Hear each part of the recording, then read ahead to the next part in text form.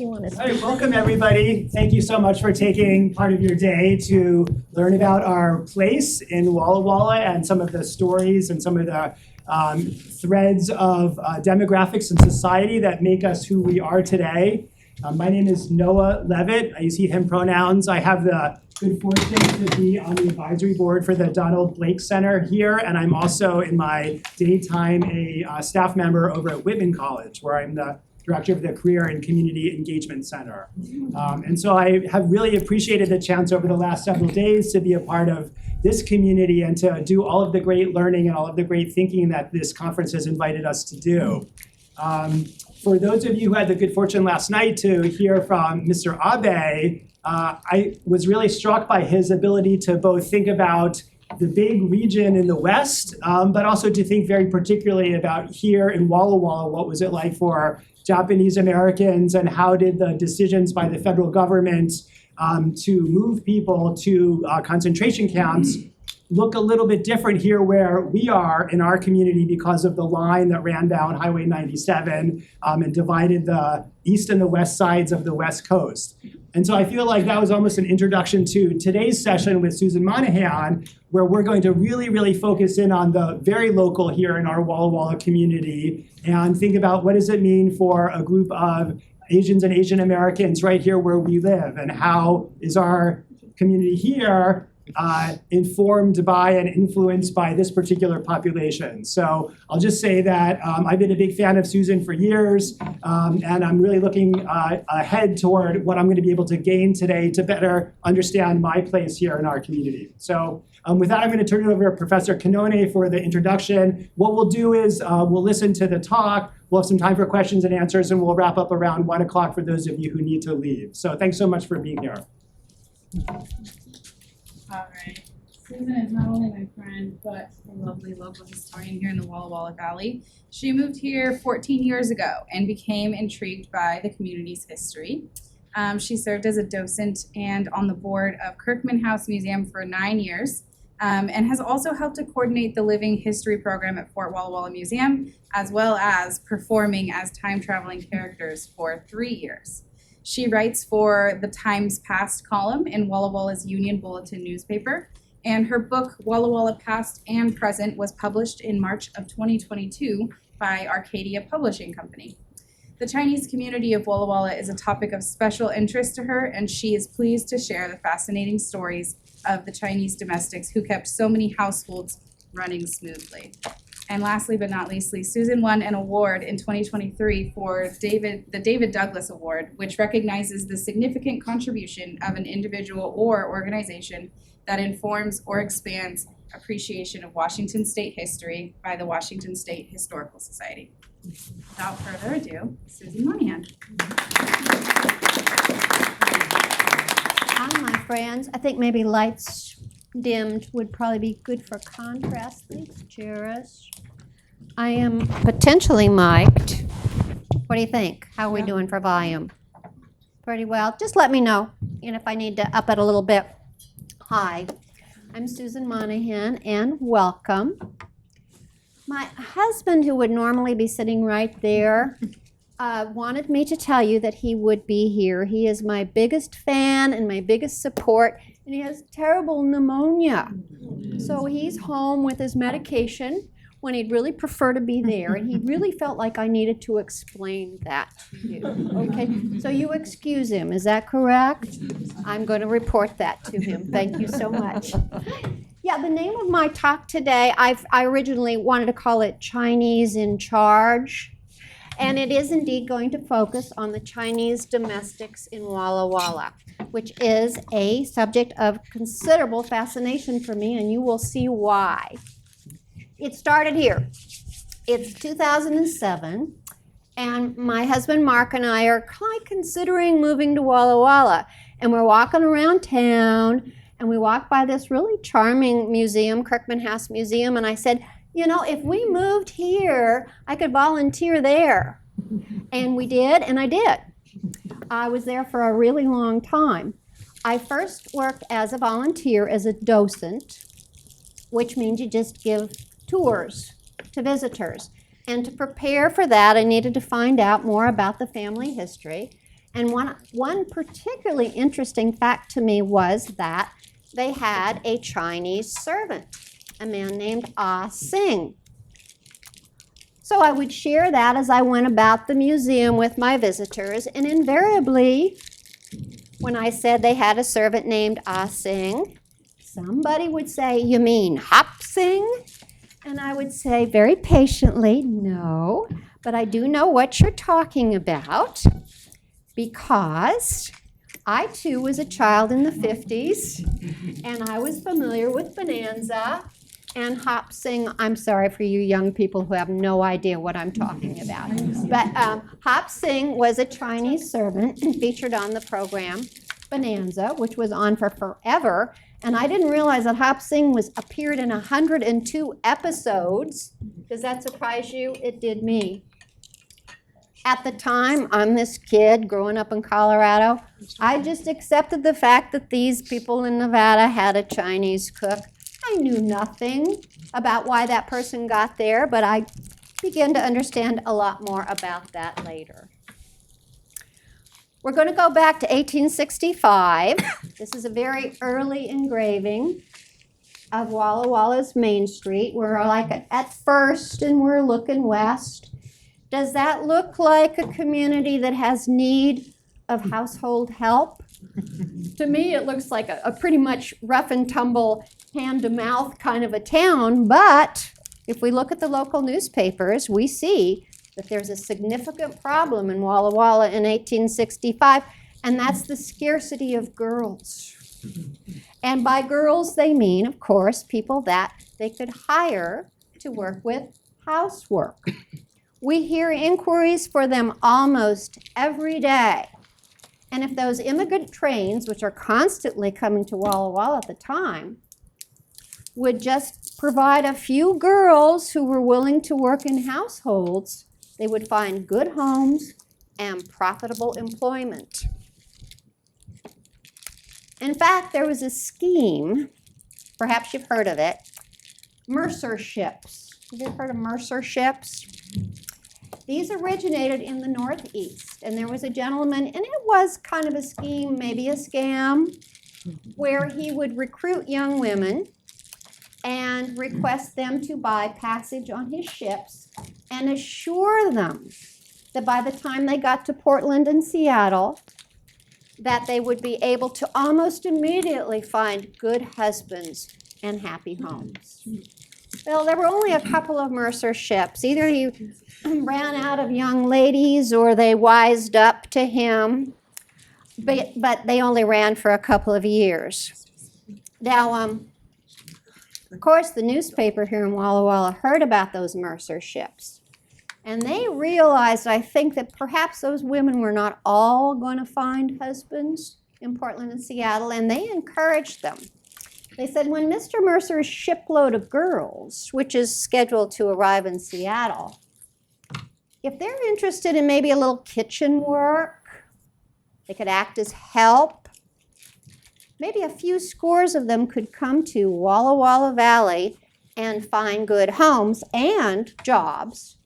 And further, if the OBs of the valley, and I take that to mean old boys, old bachelors perhaps, are not of the most unsusceptible sort, it's highly probable that a goodly number of them could obtain permanent situations here and achieve what the Mercer ships had actually promised. They could be wives.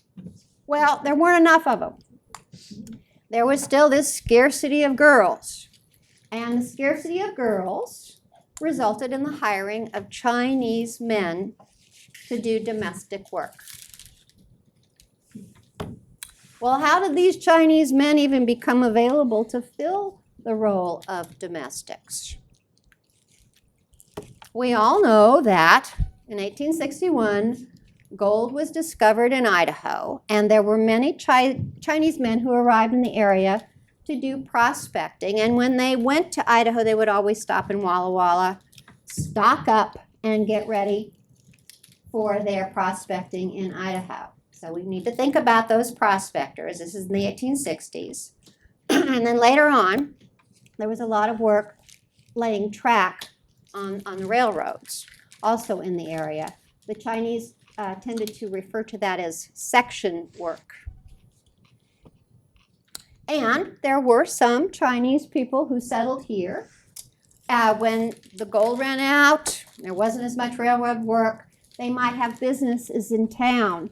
So this 1881 Main Street engraving, we see with the blue arrow that that little tiny sliver of a building was Kim Lee's Laundry. Certainly one of many laundries that were run by Chinese people at the time. So they could have operated laundries or cultivated gardens. This is an actual photograph of a Chinese truck garden. Isn't it amazingly extensive? Or worked as domestics. In 1880, this is hard to imagine, the Chinese population of Walla Walla was 600, and that was 14% of the population. That is a lot of people to work in the community. How about the attitude toward the Chinese? I think we already know. Not favorable is probably the nicest way we could put it. This caption of this cartoon shows the heathen Chinese looking particularly dishonest and not somebody you'd want to hang out with. Certainly no worse than the people he's playing cards with.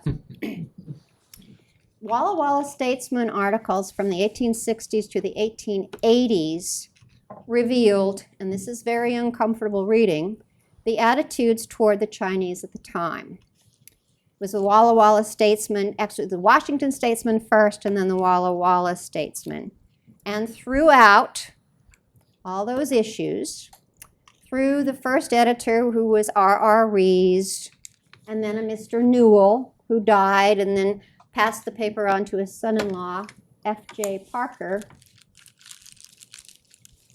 These were the pejoratives that we would read on a daily basis describing our Chinese residents. Heathen, celestial, chinks, Johns, dirty Chinamen, long-tailed sprigs of celestial grace, Mongolians, and almond-eyed native of the flowery kingdom, which is a lot of trouble to go to just to describe somebody. I was working at Whitman College Archives with Ben Murphy, the archivist there, and we were kind of orienting a new archivist, and we both said that sometimes if you want to find information about our Chinese history, you have more luck when you use one of the pejoratives than you do if you just look up Chinese as your keyword search.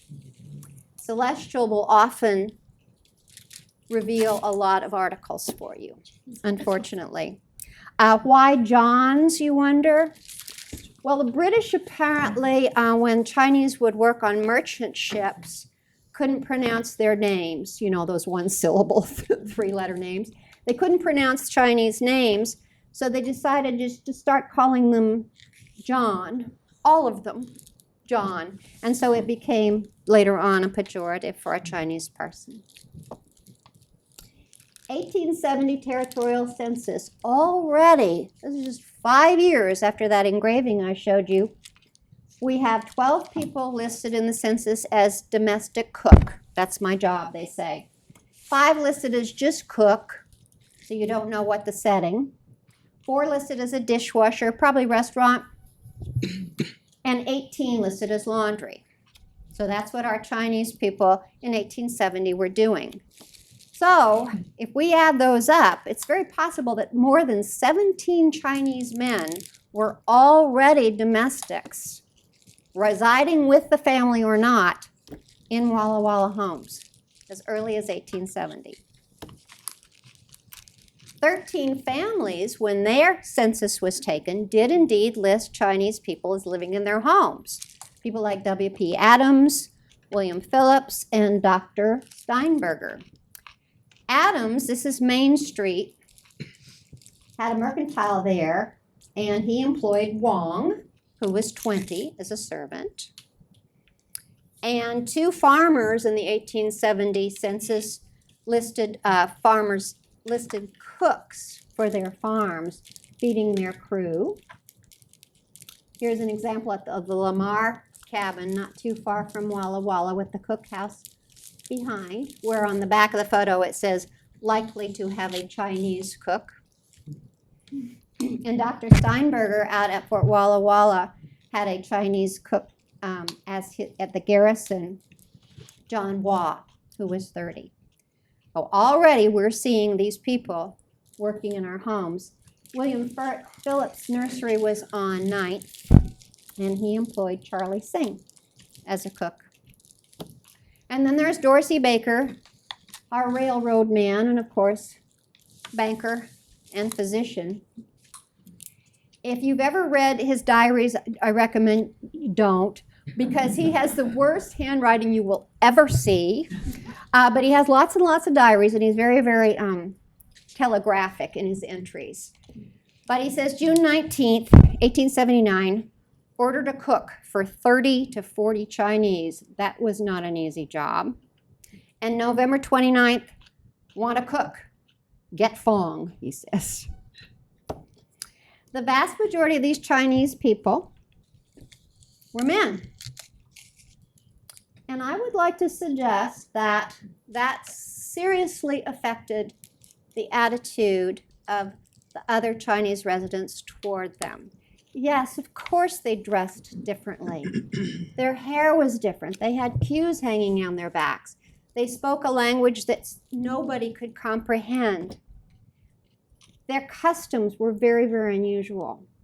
But I must point out that just to me, as just as significant, is the fact that when we always saw them as single men. When they were Chinese placer miners, by themselves. Section workers, railroad, by themselves. And domestics, in homes. Men, by themselves, on their own. What did the Walla Walla residents not see? Very rarely did they see this. This is an unidentified family, a Walla Walla photo. I have my theories about who it is, but it is unidentified. Walla Wallas did not see men as brothers and fathers and sons. They did not see men interacting with their wives, playing with their kids. It was a very, very rare thing to have a Chinese family in Walla Walla. And as a result, it affected the perception of those people as not like us. And then, of course, there were their living conditions. This is a photograph of Portland shanties, but I'm sure ours were very, very similar. The living conditions were crowded, they were primitive, horribly unsanitary.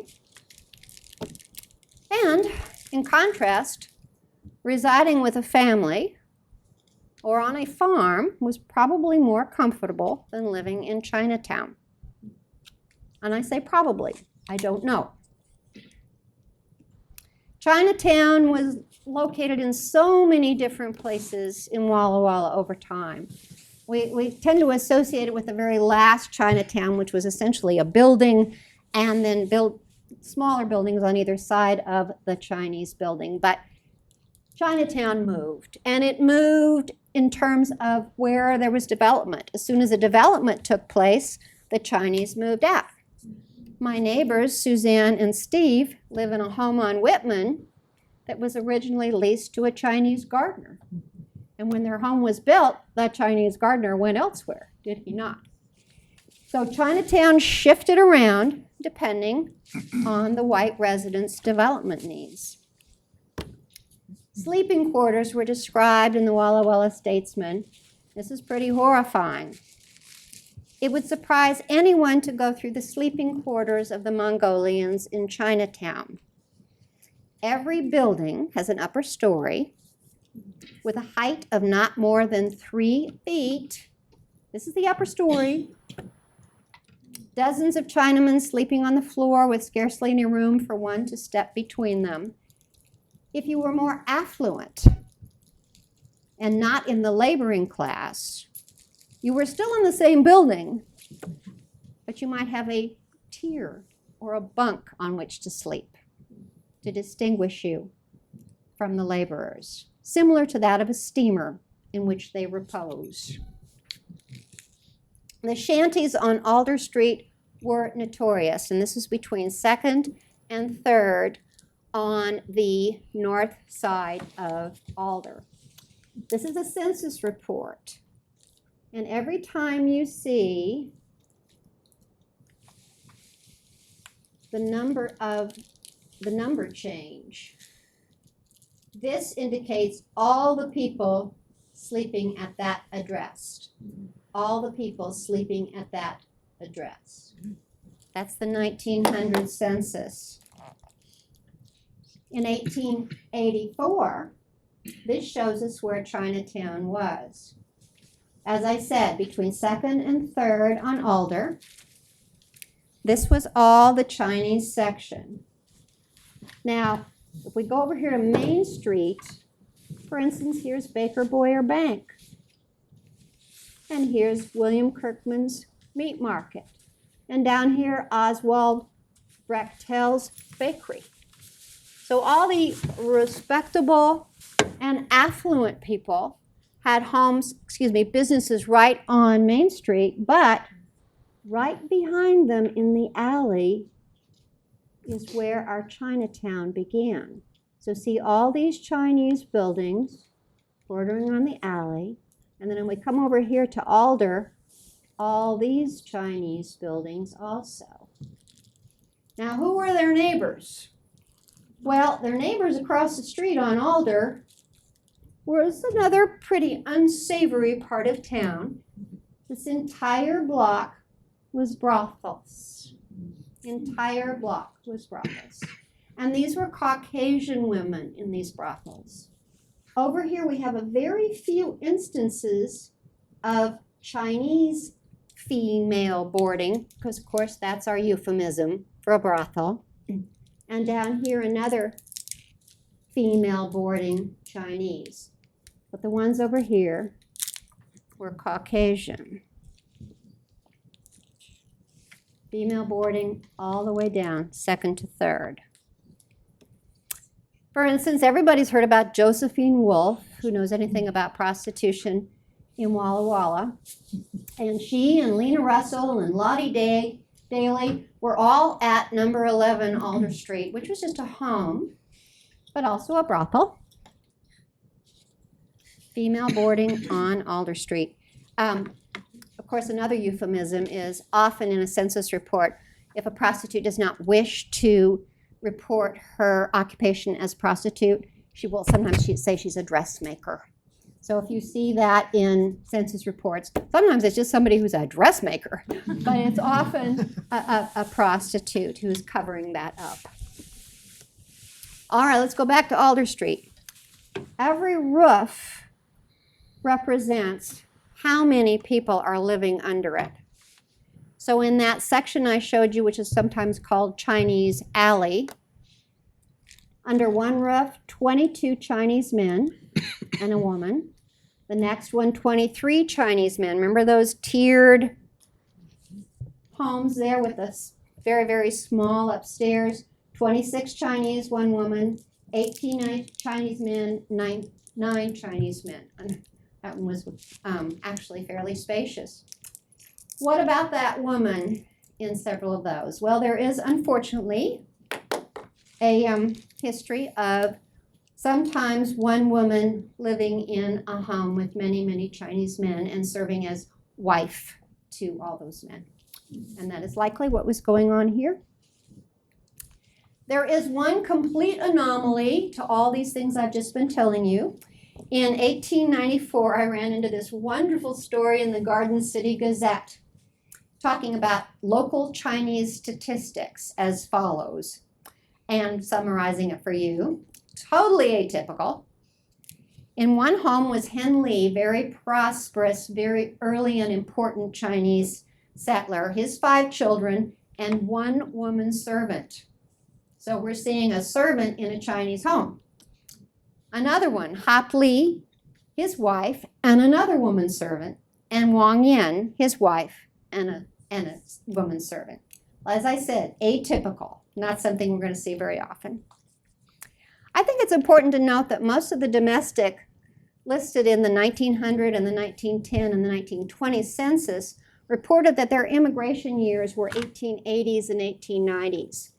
So that kind of stereotype that men were prospectors and then they went to railroad work and then they became domestics is not necessarily the case. I think a lot of them arrived in 1880 and immediately took on a domestic role.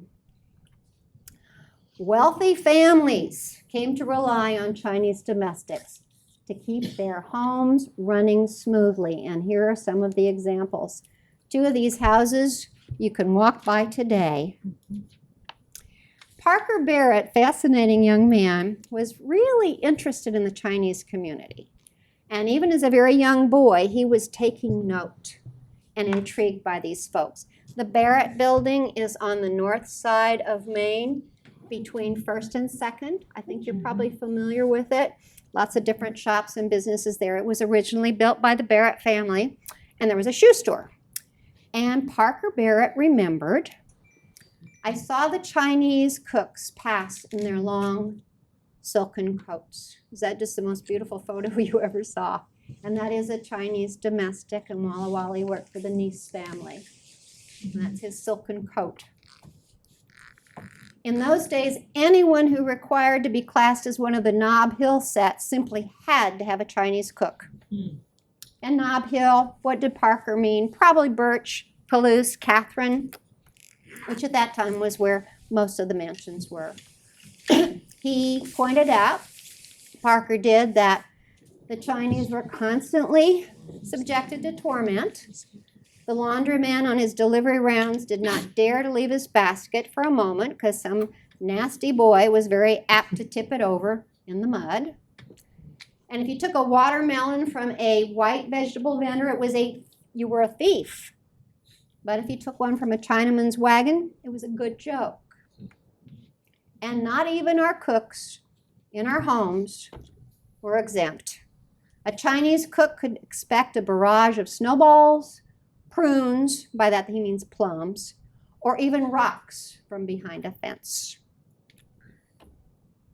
Now, Walla Walla wasn't the only place that valued its Chinese domestics.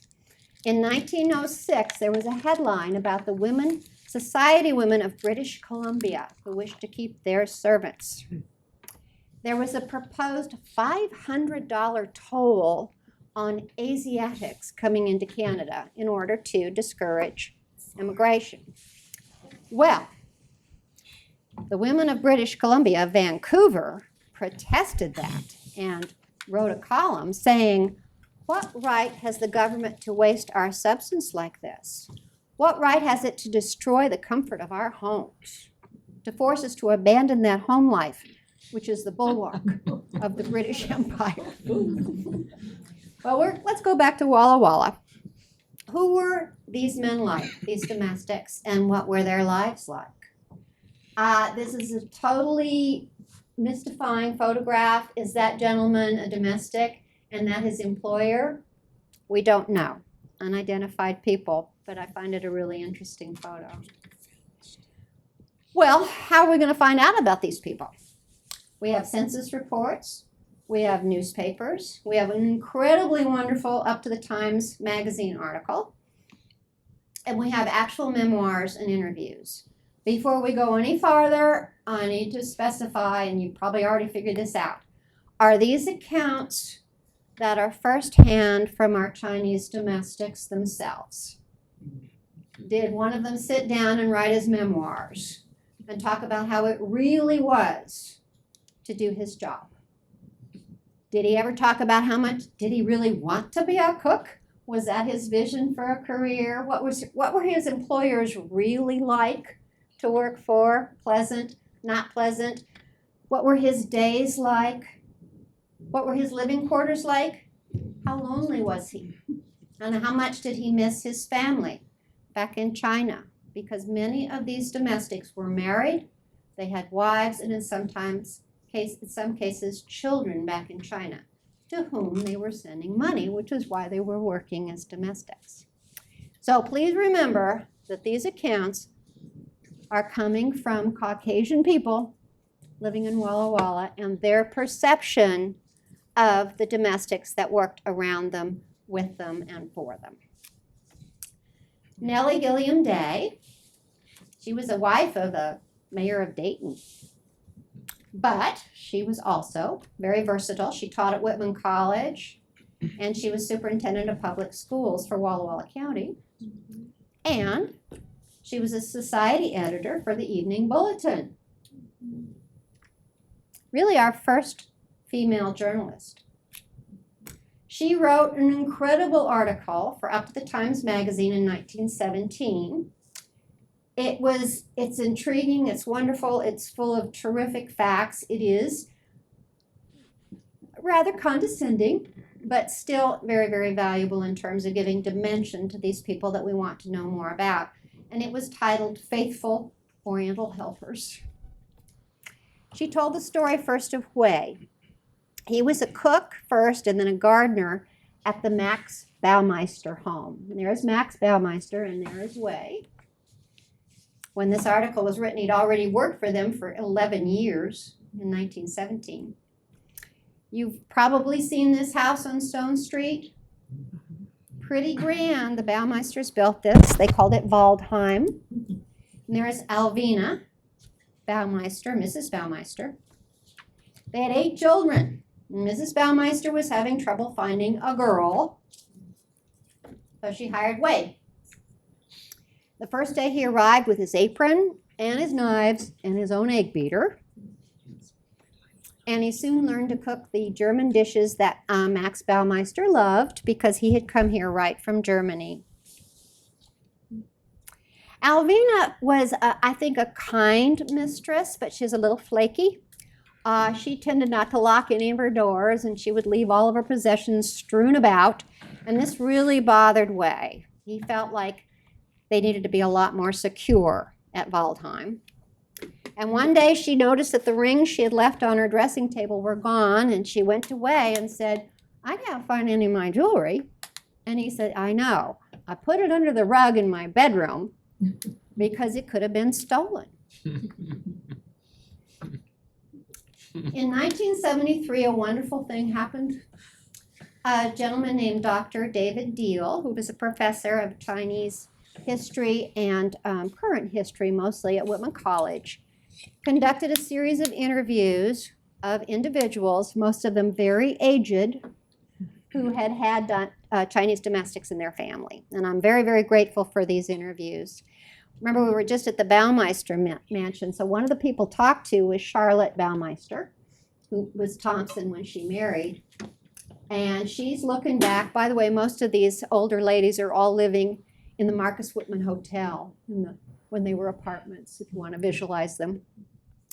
And Charlotte looked back and she said it didn't make any difference how many people were coming for dinner. Hui was up to it. He could do anything. After Hui left the Baumeisters, he worked for the rest of his life for the Ankeny family. This is the first Ankeny mansion, and that's Levi Ankeny, who was a senator and president of First National Bank.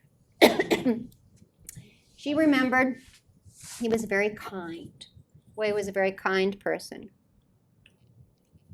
She thought he had one rather important flaw, is that he would once in a while go down to Chinatown and smoke and stay right there. And I think we probably know that what he was smoking was opium. And I have to say, at the end of a long day of cooking bratwurst and cleaning and hiding Mrs. Baumeister's jewelry, the idea of going down to Chinatown and smoking with my friends sounds pretty appealing. And that's indeed what he did. Then he went to work for another generation of the Ankeny family, and Edna remembered that he worked for us for 27 years. This is a long time these people are with families. He had no family, she said. He was born in Seattle. Well, perhaps if she'd talked a little to Hui, she would have found out that he had a cousin right here named Jing Eng, who was also a very significant Walla Walla family. Everyone knew him, said Edna. Well liked, and he contributed to a cookbook of St. Paul's, and I'm hoping my friend Suzanne might uncover some of Way's recipes in some of those cookbooks when she's doing research. She's nodding at me. You're going to do that for me, Suzanne? I found the cookbook. Okay, great. And in the 1940 census, this is late for us to still be talking about Chinese domestics. He's still listed on Brookside with the Ankeny family. Nellie Day also told the story of Li Bo. Li Bo was employed by Dr. Keeler. This is the residence. They had a bunch of children. This is on the corner of Palouse and Birch. Large family, needed help. If you go looking for the Keeler mansion, you won't find it. This is where you would find it, but now today you're going to see the corner where the Y is. So it is gone. And right next to it was the Ankeny mansion, and catty corner was the Reese mansion, which also had a Chinese domestic. No, across the street, and catty corner, another Chinese domestic. Li Bo had worked for Dr. Keeler for 26 years by the time Nellie Day even wrote her article. Dr. Keeler was indeed a physician, but he also built the Keeler Grand Theater, which was pretty marvelous. Today it's a pawn shop. I think you might be familiar with it. Li Bo was described as an artistic cook. And Nellie Day said he did all the marketing and all the menu planning. If Mrs. Keeler said, I'm going to have company, she didn't say, this is what you're going to make. He just said, I'll make a good dinner. And she didn't even know until she sat down what they were going to have, but she could always trust him.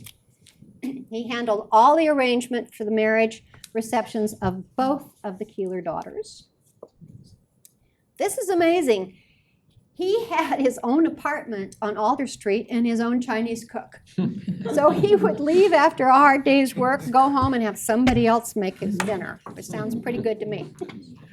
Li Bo died in 1929, and we were so fortunate because his is one of the few monuments in the Chinese section of the cemetery where he has English and the Chinese characters. So we are able to go by and pay our respects to Li Bo. After he died, a year later, the Keelers had to hire 2 people to replace him because he'd been so great. They hired Wing King and An Fang Lo, who succeeded Li Bo. An Fang Lo was actually called Doc because he worked for Dr. Keeler, so he kind of lost his own name.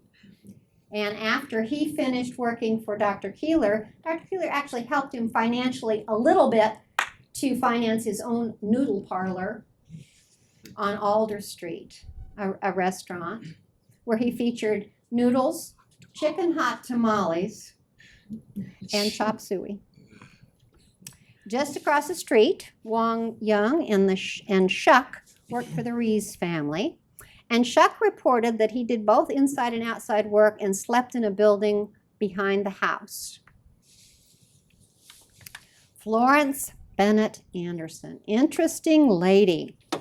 She was married to Louis Anderson, professor at Whitman College. The Anderson mansion looked like this when it was built and like this today. It's the Baker Center for Whitman College. You've probably been by it. This is a big place. They definitely needed servants. She was an associate professor of Greek and Latin before her marriage and was a real erudite lady with a lot of energy and a lot of creativity. And she wrote an article for the North American Review called Portrait of a Celestial. Now see, there she's using that term that we think is pretty questionable, which is like perfectly acceptable in 1932 to her. It was a condescending but affectionate article about an individual she called Jim. His real name was Hu Fong. Hu Fong suffered an accident in his youth, so his face was slightly disfigured. Very effective person, gardener, cook, housemaid. She said there was just nothing extra in the way of parties or house guests. Rather, he exults in hospitality of every description. I think we probably needed to talk to Jim to see how exultant he really was about all that, because this is the house he was dealing with. That's a lot a lot to handle. He was a great gardener. And it was reported that he'd even created an island in College Creek there. I went looking for it. Jim's Island, nowhere to be found. The kitchen was remodeled, of course, but that just a little bit of a remnant of where Jim used to cook, do his magic. He also worked for another family, the Henry Baker family. And in one of those 1973 interviews, Henrietta Baker remembered him. We had a gardener named Jim. Mrs. Anderson hired him to be a cook, and he had a wife in China. He never had children, she said. He was always laughing. I was a high-spirited little girl, and I used to go out and tease him. He was never angry, or he certainly didn't show it. We go on to the Penrose family. President Penrose and his wife, May. The servant that they employed was named Hoy, and he was written about by their granddaughter in a biography of May Shipman. Hoy did cooking and laundry for the Penrose family for many years. And I think this is one of those instances where you really can trust the accounts that he was indeed a family member to them. He had a wife and children in Canton, but because of exclusion acts, of course, he wasn't going to bring his family over. Plus, the goal of these Chinese domestics in general was to go back home. They weren't here to stay. They were here to earn money to support their families in China. But he was very, very fond. As you can see, they had 6 children. He had a very close relationship with the children. He's pictured here with the twins. Mrs. Penrose said he was an excellent nursemaid and especially fond of the baby, and there was always a baby at the Penroses. Another one of those people with an interesting sideline, he owned his own jewelry store in Chinatown. It was managed by others, and so he gave the little Penrose daughters gold rings.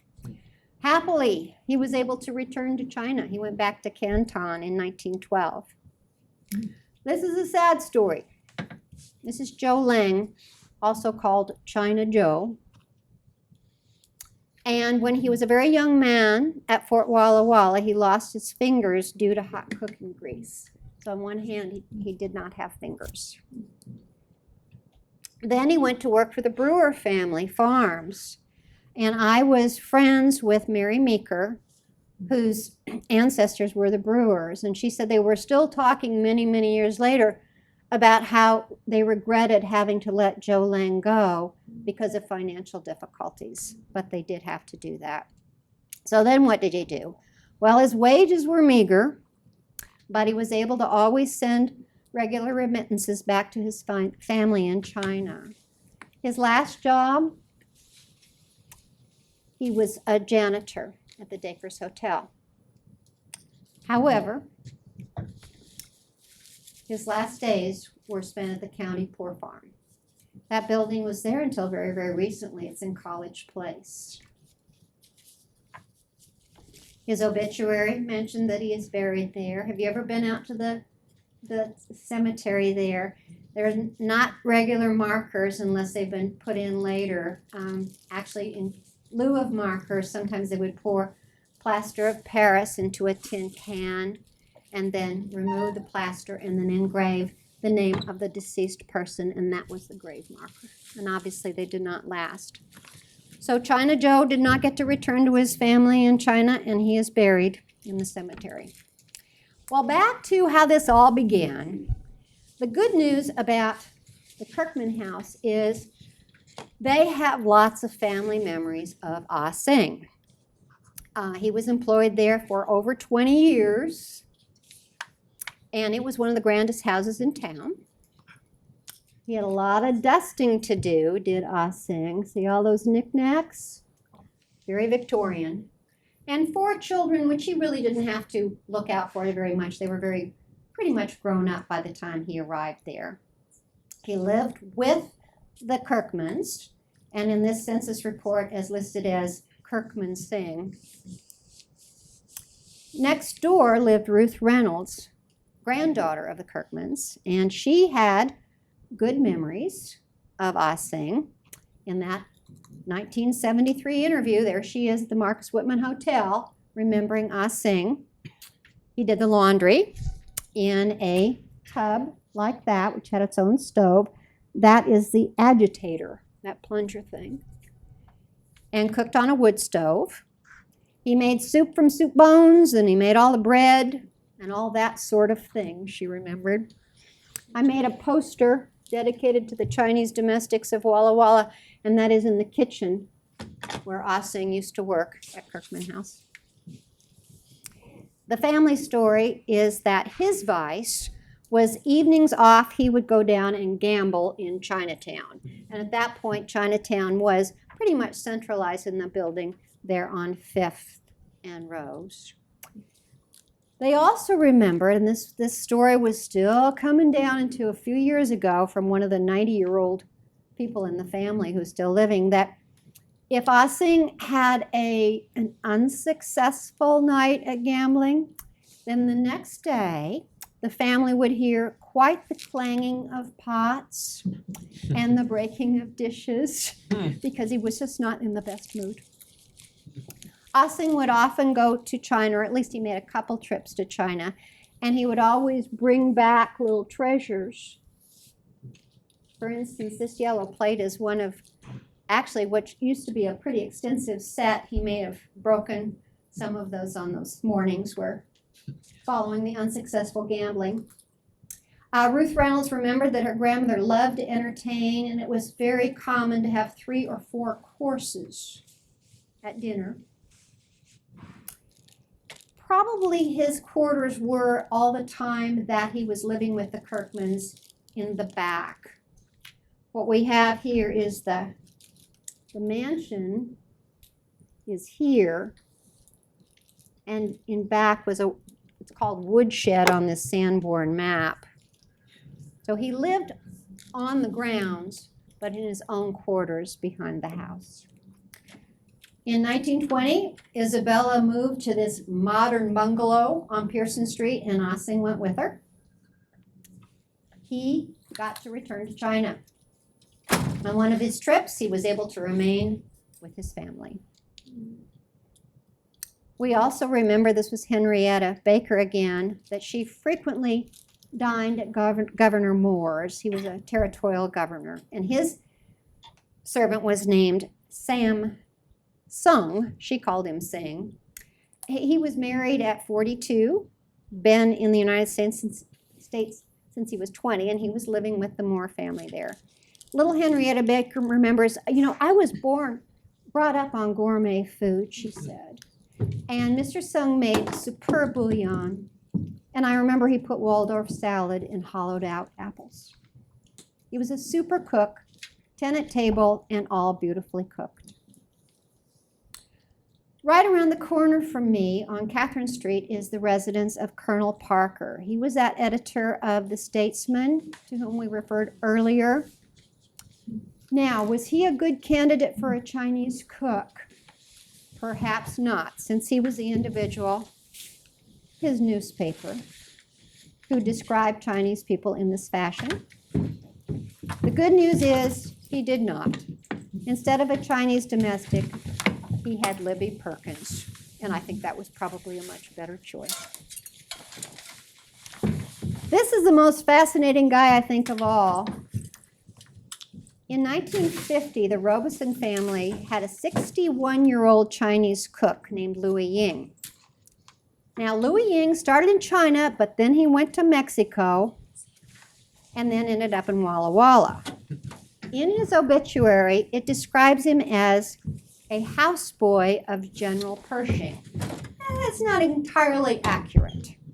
What is a houseboy of General Pershing? Well, General Pershing went to Mexico in order to pursue Pancho Villa. Pancho Villa had come over the border and he'd gone into a small town in New Mexico called Columbus. And so he was there to punish him. And he pursued him in an expedition.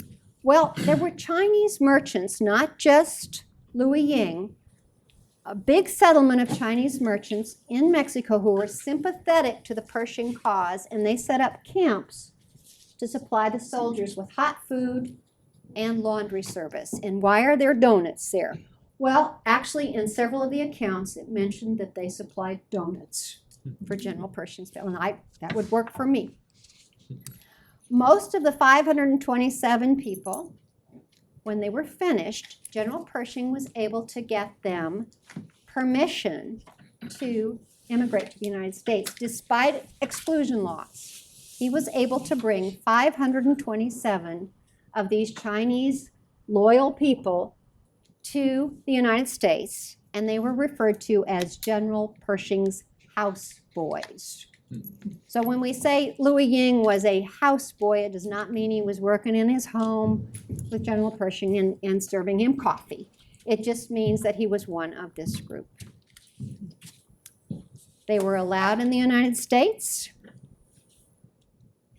General Pershing's houseboys, and one of them ended up on Catherine Street with the Lester Robeson family. They thought very highly of him. He'd not worked there very long before Lester said, "Mary," to his wife, "you better raise his wage. He was just a wizard," he said. The Chinese domestics of early Walla Walla did important but seldom acknowledged work. And I hope that the stories that I've shared with you today will give these men dimension and help us to remember them as individuals with their own very, very interesting lives. Thank you very much.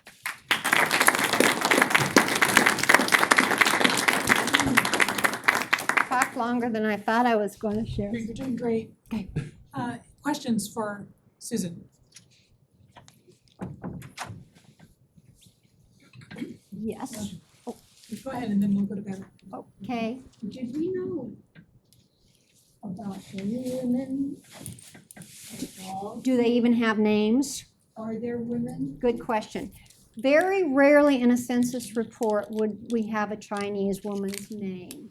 We have Henley, the prosperous guys. We have his wife's name and his daughter's name. Once in a while, we will have a female name, and it'll say something like wife or have no occupation, and we don't know anything else about her. It is a very rare thing to have information about the females, and frustrating. Yes? Yeah, do you know what area of China they came from and what was happening Mostly in that area? in Canton, and it is not a word I can pronounce, but it's something like Huang Doc or something, and I can maybe actually find you that map. But it was amazingly centralized in terms of the area from which they came. Do you know And what it was was very happening? subject to famine, lots of economic problems, definitely. They needed to leave. Yes? Something else? Oh, does it pronounce as Guangdong province? Thank you. Thank you. I appreciate that. I'm going to practice. But yes, that was a region from which most of them came, which must have been pretty helpful because perhaps there weren't quite as many dialects and they were able to communicate with each other. Yes? Do we know some of those customs that the people thought were unusual? Well, you know, Chinese? definitely. And of course, these are all subjects for other presentations and totally fascinating. Their funeral rituals were very, very unusual. And also very, very fascinating, I think, to the white residents of town. And I think over time also they developed a lot more respect toward them. To us, it seems rather odd that we would hang on to somebody's bones after he or she died in order to ship them back to China. But that was something that happened very, very frequently and something very sought after, and even something that Chinese people would invest in. A policy where after they died, they had already paid to have their bones shipped back to where they wanted to be buried, where they were comfortable. And all the funeral procession rituals too were, very unusual, but also very fascinating to residents. And New Year's, of course, too, the New Year's celebrations. Anything else? Questions? Yes. I mean, really, by the time I moved here in the early 70s, Yeah. this community my knowledge, did not exist. Do you have a sense of when the last dates were of Chinatown or the last? Yes. The Chinese building was built like in 1905, and that's that building on 5th and Rose. In the 1960s is when it was demolished and sold, and the people all, kind of flung out. And you can see by all newspaper accounts the diminishing of the Chinese population. They'd lost their soul when they lost that building, I think. And two, they were aging. There were a lot of them who were aging. There were still Chinese families, happily, who were in the area, especially our Chinese gardening families, who we got to hang on to for quite a lot longer. And we actually have descendants of today, which we're very, very pleased about. But I think it just was a very significant thing when they lost the Chinese building. But in the 70s, you said that you came. Okay. Yeah, it doesn't surprise me. Yes, Rebecca? Why do you think the women didn't come along with their husbands to this country? Okay, lots of reasons. Like, for one thing, like I said, they really did not intend to stay. All right. They were also definitely excluded. So it would have been illegal for you to bring women here over many periods of time. Did women show up here? They did. Who were they? Unfortunately, they were very often prostitutes. They were either kidnapped or fooled into boarding ships in China. They were smuggled here, smuggled in, and it was very, very tolerated. For instance, they would arrive in San Francisco, where they were very often auctioned off with no intervention from the authorities, even though they knew it would happen. So it's not a pretty thing. A very, very unpleasant history in terms of the Chinese. Why did people like Hen Lee, was he able to bring wife and then have children here? We don't know how he pulled that off, nor those other women that I mentioned. We can't know that. Thank you. Do you know of any tunnels in Walla Walla that were Isn't that made just- for exclusive? Everybody is just fascinated by that idea. I think we all want to be Pendleton. Okay, I have encountered a couple of instances, and but how extensive were the tunnels? Some instances that I can prove, and a whole lot that I cannot, that are rumors. There was a rumor, for instance, that a home across the street from the Chinese building had a tunnel all the way underneath the street to the Chinese building. But my friend Brendan, for instance, who took pictures of that home when it was torn down, noticed that they didn't even have a basement. So how could there have been a tunnel? Is that correct? Was that, Brendan, what we concluded? There is one instance in 1869, or perhaps a little later, where a reporter goes into that alley that was part of Chinatown and actually reports that he went into tunnels where there were extensive opium dens and gambling going on. Tunnels, how far did they go? We can't tell, but they did indeed exist, and they were documented there. There are very few instances of real documentation, but there are indeed a lot of rumors. Yes, please. Well, I remember my grandfather, since we owned my grandfather was the president of Pacific Express for a while, and also we owned the building, the China building. He would tell me when I was a little kid, he said, as his teeth were flopping around, because he had gums, that false teeth, but he would say, oh yeah, in the old days, we would look out and we noticed the police are getting ready to do a raid, because they did gambling at their building once in a while. And he says, well, we knew what was going on, and so in some reason in the books, he said, I remember this specifically, he said some reason in the book that there was an ordinance or something, they couldn't raid two places at once. So they couldn't stake out and go to the next one right there. So he said they knew that they're starting to get ready to raid us, and so they would all go in the tunnels and take off. And he said the only ones left there would be just the old men reading newspapers and magazines, and they would come in and they'd say, "What's up?" Those are the things we would just dearly love to be able to identify and say, it was there, and it was there. And I will hear people that say, I was in a basement and they were just about to fill in a tunnel. So we know that there was something going on, but we just cannot get the specifics on it. Yes? How much communication or networking was there between the different Chinese communities in the area? Pendleton, John Day, Spokane?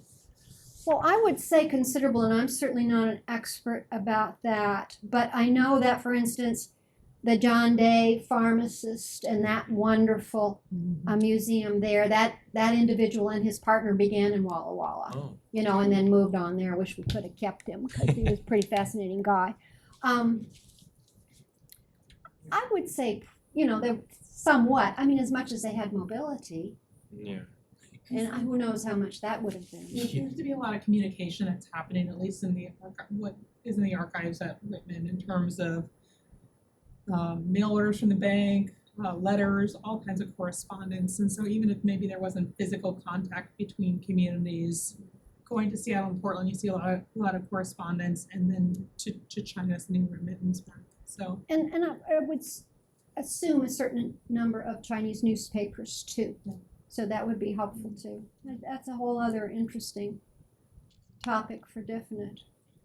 Yes? Where Sam Greco and his brother had their tailoring shop on Main Street. Ben It's- Greco? Ben Greco. Uh-huh. We asked Steve's tall, and you couldn't easily buy dress clothing here for people his size. So we had clothing tailored by Ben Greco Oh, in his really? shop, which is where eventually his building burned down. And we became friends because family lived across the creek from us. And he took us down through his shop into his basements. It's quite a distance down, and showed us the remnants of the opium den with the layered bunks, and he left it all there, the bottles and the wet all, and said there were tunnels, but there were rats and, Well, I bet. you know, the other denizens, and he didn't travel the tunnels, but explained kind of what they were used for and where they connected. You know, and He'd if been in these them. people had just written more of this down, wouldn't that be Right. so helpful? And I'd like maps too, please. Yeah. And lots of You know, diagrams. about 40 years ago, we didn't think about writing all that down. No, because we didn't value it, sadly. Groover? When they sent the remittances back, I guess that was in dollars. So was there, a lot of currency conversion in Guangdong province, or how exactly did that work? How could there not be? And how could you trust that what you sent was going to get there? That's what amazes me. And yet it must have. when I saw where a lot like mail order, like you would go, it would be like from Baker Boyer Bank, in which it would be a certified, that you could cash this someplace else for you. So in the same way that you do like checking to cash, you'd send mail orders, it was like Traveler's that. checks. Traveler's checks are like a mail order thing in which it was guaranteed tender by the banks here locally, so it's money orders, that's the word. You see that often, but money orders, something like that. So something you could rely on. Yeah, a good question.